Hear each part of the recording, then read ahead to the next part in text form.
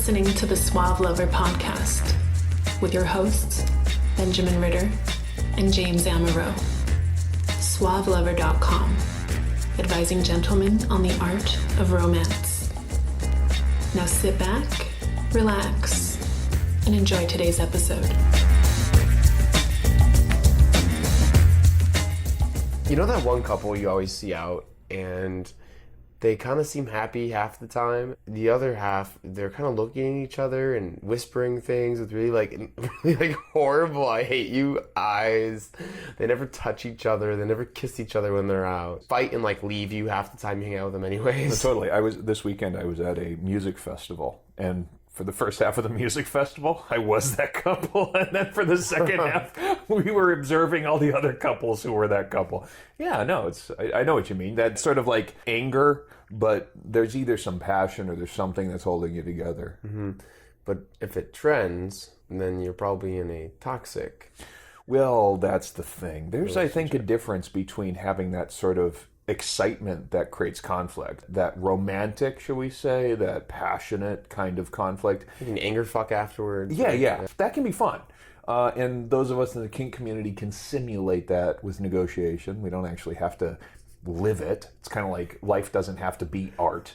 But there are other situations. You just say, fuck my mom, fuck you. You're like, it's working. But there are other situations where your partner or your significant other, whatever, has become bad for you. Really bad. Really bad. You wake up and you want to see them die. Half the time. Yeah. But you're still calling them to come over and cuddle. I hate you, cuddle. Cuddle hate. This is a situation where you're really in a relationship, and you're certainly in a type of codependency. A type of love, probably a history together.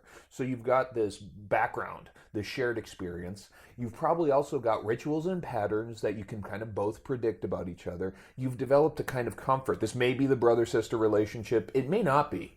But at any rate, it's gotten fucking ugly. Yeah, you may be having amazing sex once a month. Right. Or, once a day. But you could be walking around with this cloud over your head. Yeah. Always thinking about them, always fighting, always texting, always communicating, always checking in.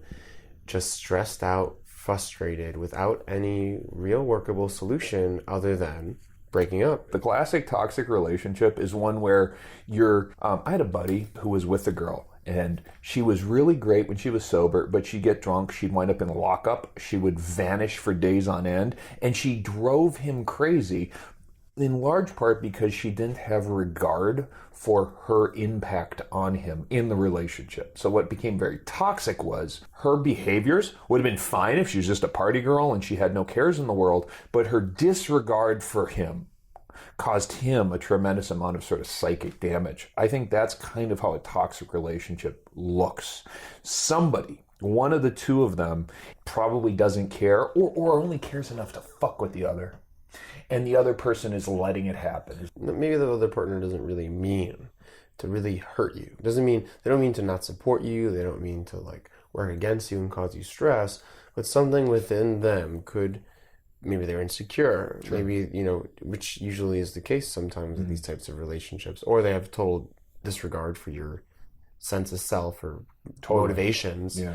It brings you down. Yes. It's like a weight. It's like basically you have a chain tied to your ankles and you are currently stuck in your financial situation, your career, and maybe even it's going to get worse, potentially. No, whether it's because they're ignorant or malicious, at this point they become like a psychic vampire to you, and all they do whenever you're around, or mostly, is suck your energy, is just sort of drain you. There's just too much, let's say, conflict, disagreement. Again, not sort of a hot, erotic, passionate schism, but no, just shit's fucked up. And what's strange about toxic relationships is most of the time, you're in one. Yeah, it usually doesn't come as a surprise when somebody says, whoa, she's a real bitch. You're like, yeah, I know. Not, why would you say that about this girl who's been mean to me and abusive? The Essentials by Benjamin Ritter is your concise manual for life improvement and success with women. The Essentials has been called a straight-to-the-point lesson in the lost art of being a man, packed with insights This book will transform the way you think about dating and relationships. Get your copy of The Essentials by Benjamin Ritter at Amazon.com or in select bookstores today.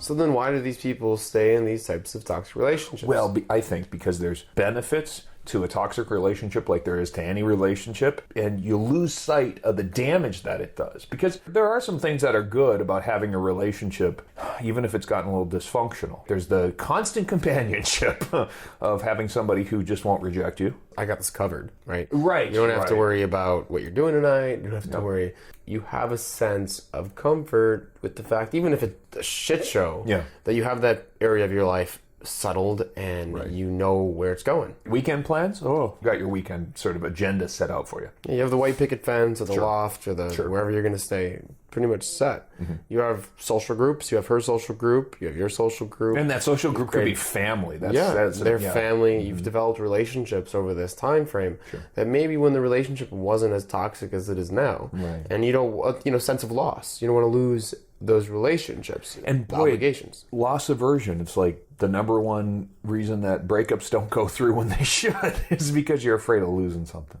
As well as you're kind of probably afraid of the unknown. What happens when you don't have what you have? Yeah. Are you going to be able to meet someone?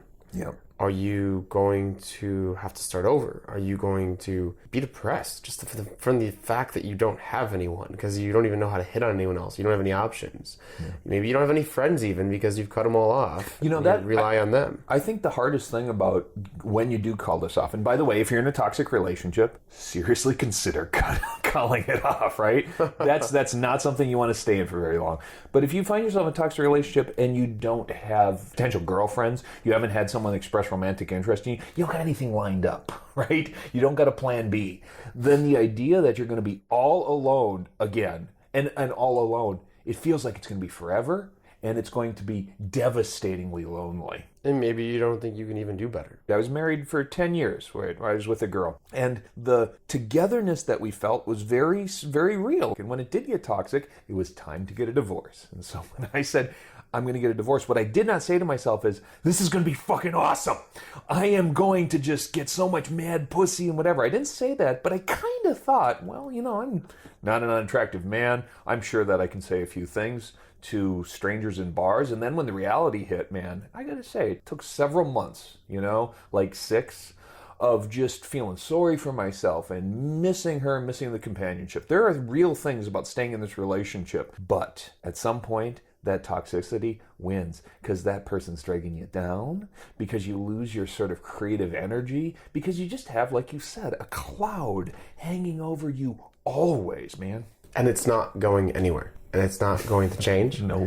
And no matter what you think, and no matter what you hope, it's been this way for a while, and it's going to stay this way. Your current situation is a pretty good predictor of how the next 5 to 60 years of your life will be with this person. And once you let that sink in, because all your friends are telling you, your family is probably telling you, and your own gut is telling you that this is not the person that you need to be with. She's a bitch, man. And maybe she'll mature later on in life, and you'll meet her at your wedding and have sex with her in the bathroom or something and hit it off again. Yeah, but chances are, if she's ever promised this time it'll be different, there is zero chance that this time it'll be different. Very much so. And never accept a lustful 1-hour romp session as proof that your ex has changed. Yeah. I mean, even if it's like a 4-hour romp session. No. But there are some things you can do to help prepare yourself to exit your relationship. Mm-hmm. And most of them, pretty much all of them, revolve around gaining confidence in yourself. Yeah. Work out. Redo your wardrobe. Do all the things that people do when they break up with somebody. Create a new social circle. Hang out with your friends again. Contact people. Contact old friends on Facebook. Sure.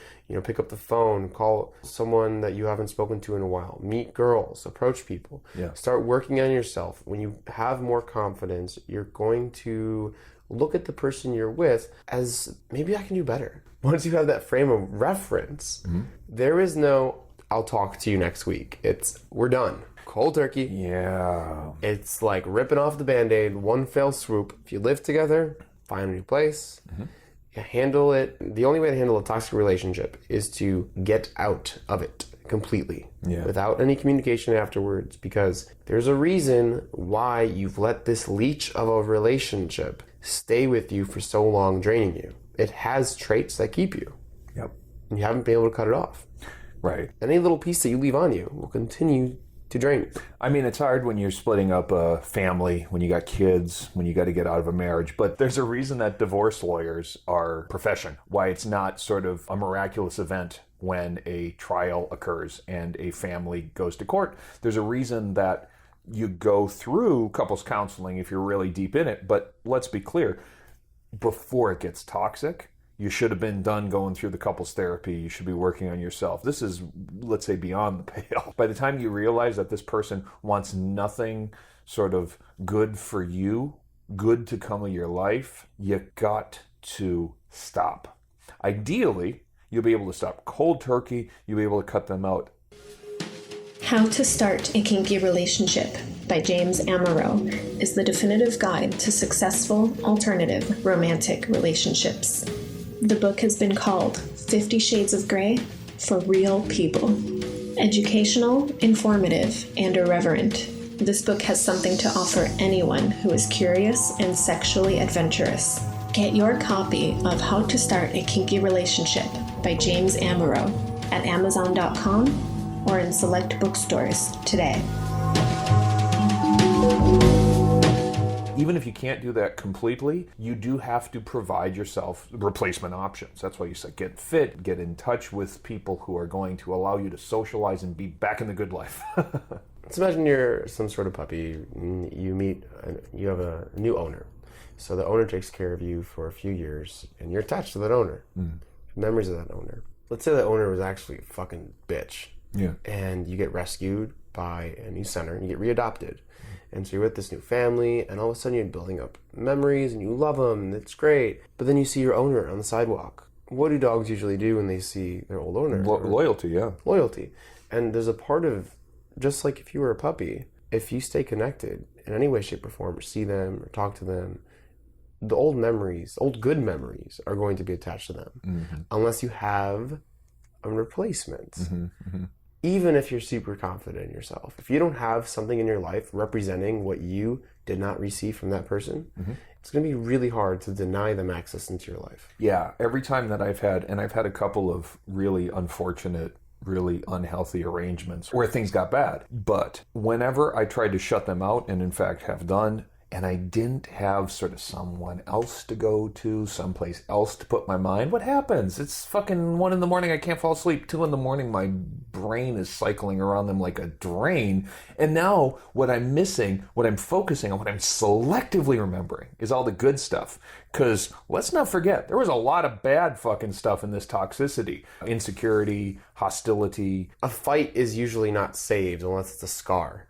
You know, and usually when you're going through your old shit, you have Valentine's Day cards or letters, or, pictures of you two smiling, because you usually don't take fucking photos yelling and screaming at each other. Right. Good memories are things that we pull from. We don't remember the bad. We cover up it. We bury it. Nostalgia creates like a blurry haze that makes it all seem like it was great. And so how do you stay out of your toxic relationship when all you feel is connected to it? You sever the connection and reconnect to something else. Ideally.